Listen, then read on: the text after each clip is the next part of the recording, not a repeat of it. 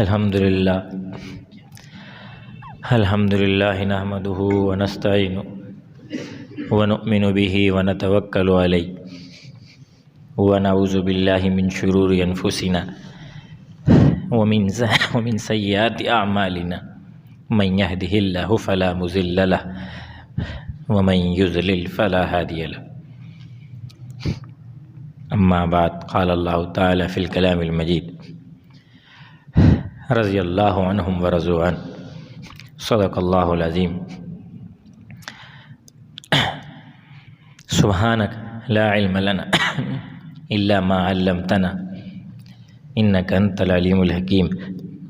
یا رب صلی وسلم دائما ابدا علی حبیبک خیر الخلق کلہم هو الحبیب الذی ترجى شفاعته لکل حول من الاحوال مقتحم. سامعین گرامی، آج کی اس نشست میں نبی کریم صلی اللہ علیہ وسلم کے مؤذن حضرت بلال حبشی رضی اللہ عنہ، ان سے متعلق کچھ کہنا اللہ سے دعا ہے. اللہ ہمیں صحابہ کرام کی منقبت بیان کرنے کی توفیق عطا کرے. نبی کے سب صحابہ عالی شان ہیں، اور نبی کی ہم جلیس وہ بھی عالی شان ہیں، اور جو نبی کے مرنے کے بعد کے ساتھی ہیں وہ اونچی شان والے ہیں. شان کے مراتب ہیں.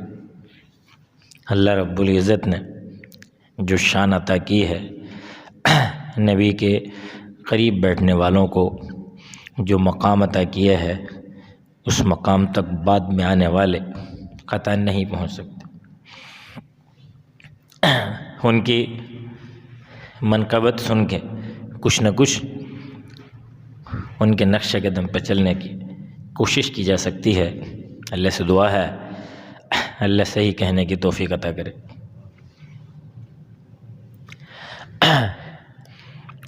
نبی کریم صلی اللہ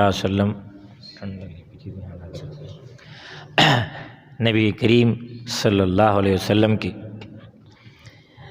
جو زندگی ہے مکی بہت کٹھن ہے، اور مسجد بیت اللہ خانہ کعبہ جہاں ہے، اس میں نبی کریم صلی اللہ علیہ وسلم کو اذیتیں دیا کرتے تھے. نبی کریم صلی اللہ علیہ وسلم کو پریشان کیا کرتے تھے. حوا علیہ السلام میں حضرت بلال حبشی، یہ ابو جہل امیہ بن خلف ان کا غلام تھے. نبی کریم صلی اللہ علیہ وسلم غار حرا میں عبادت کے لیے جایا کرتے تھے، اور پھر کئی دن کئی راتیں غار حرا میں گزارتے تھے. پہلی وحی بھی نبی کریم صلی اللہ علیہ وسلم کے ہاں غار حرا میں ہی آئی تھی. فرمایا کہ ایک دن ابوبکر صدیق رضی اللہ عنہ بھی تھے، تو باہر ایک چرواہا گزر رہا تھا. آپ صلی اللہ علیہ وسلم نے فرمایا ابھی تم ادھر آؤ. آگے کیا نام ہے؟ بلال. اچھا، کہ بھی دیکھو ہم چاہتے ہیں ہمیں کچھ دودھ دے دو، بکریاں تمہارے پاس ہیں؟ کہ جی میں نے دیکھا ہے کوئی بکری ایسی ہے ہی نہیں جو دودھ کے لائق ہو. فرمایا کہ اچھا، کہ بھی دیکھو اگر ہم کسی بکری سے دودھ لے لیں تو کوئی اعتراض تو نہیں ہوگا؟ کہتے نہیں کوئی اعتراض نہیں. اب ظاہر نظر آ رہا ہے کہ دودھ ہے ہی نہیں، دودھ نکل ہی نہیں سکتا، پتہ ہے وہ روزانہ چلانے والا ہے. نبی کریم صلی اللہ علیہ وسلم نے فرمایا کہ فلاں بکری کو لے کے آؤ. نبی کریم صلی اللہ علیہ وسلم نے اس کے تھنوں کو ہاتھ لگایا، اللہ نے دودھ کے چشمے جاری کر دیے. یہ منظر دیکھ کے بلال حبشی کے دل میں ایمان اترا. یہ پہلی ملاقات تھی نبی کریم صلی اللہ علیہ وسلم کی بلال حبشی کے ساتھ. اب وہ بڑے حیران پریشان ہوا کہ عجیب ماجرا ہے، مسلمان تو تھا نہیں، مسلمان تو بعد میں ہوا، کہ بھائی بکریاں جو دودھ دے ہی نہیں رہی، دودھ دینے کی صلاحیت بھی نہیں، کمزور ہیں، تو یہ دودھ کیسے آ گیا؟ تو نبی کریم صلی اللہ علیہ وسلم کے نبوت والے ہاتھ لگے ہیں، اللہ نے نبی کا معجزہ تھا، چشمہ جاری کر دی اور پھر دودھ لبریز دوسرے دن بھی آیا، پھر تیسرے دن بھی آیا۔ ایک دن آپ سے پوچھ لیا، ہے بلال میرے بارے میں تیرا کیا خیال ہے؟ فرمایا کہ میں گواہی دیتا ہوں آپ اللہ کے رسول ہیں، نبی کا کلمہ پڑھ کے مسلمان ہو گئے۔ بلال حبشی نبی کا کلمہ پڑھ کے مسلمان ہو۔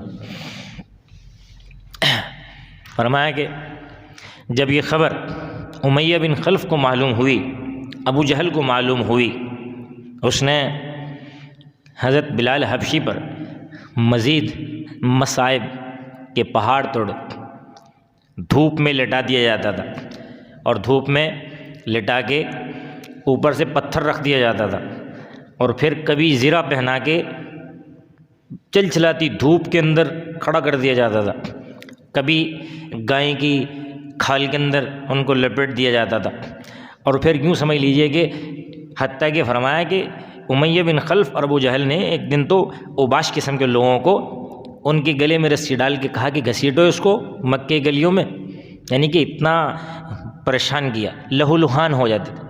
ابوبکر صدیق رضی اللہ عنہ قریب آیا کہ بھائی تیرے خیال کر لے، کیا ضرورت ہے ان کے سامنے نام لینے کی؟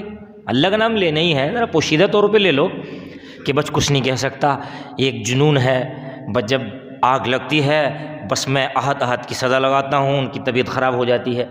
فرمایا عجیب سلسلہ ہے کہ میں کہہ رہا ہوں تم خیال کر لینا، اچھا ٹھیک ہے کروں گا، اب پھر ماجرا وہی ہوتا، وہ چلے جاتے کہے گے، اور پھر وہی کیفیات۔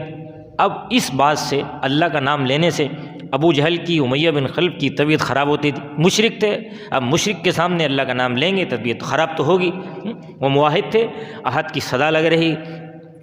پھر گزر ہوا کہ بلال تجھے کہا تو ہے کہ ذرا تم ذرا دھیما سلسلہ رکھو، کیا ضرورت ہے ظاہر ہونے کی، پوشیدہ سلسلہ کرو، اللہ کا نام لینا ہی ہے۔ چلیں یہ جو پریشان کر رہے ہیں ان سے تو کچھ دیر کے لیے راحت ہوگی، کہ میں کوشش کرنا چاہتا ہوں لیکن ہوتا نہیں ہے۔